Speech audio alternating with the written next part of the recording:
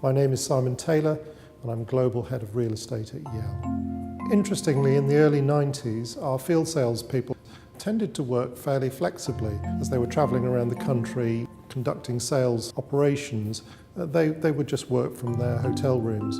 But of course, along came computers in the late 90s, and that made all the difference. We had to have fixed locations for our field salespeople to work out of. So we started to put together a network of sales offices and got up to about 35 in the UK, one-to-one offices, a large meeting room. And that became their base for the next 10 or 15 years. Those offices were, from a property manager's point of view, actually quite difficult to look after. They were very remote, they were very difficult to gain access to. If local salespeople went on site, we'd got to a point where they weren't providing for us the working environment that we needed. They were in the wrong location and there weren't enough of them. And we needed a better solution to be able to provide our 800 salespeople with accommodation around the UK. About 2 to 3 years ago, we attended a presentation given by Regis on their agility at work ethos.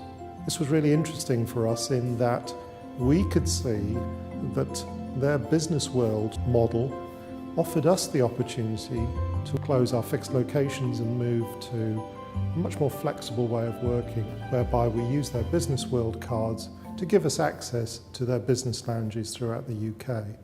150 locations for our people to work from. And those locations are everywhere we need them to be. A much better geographical cover, our people can drop in, we're using and paying for office space when we want it, and of course we're now getting much more benefit from the detailed information we get from the booking system that allows us to see where our people are, what they're spending.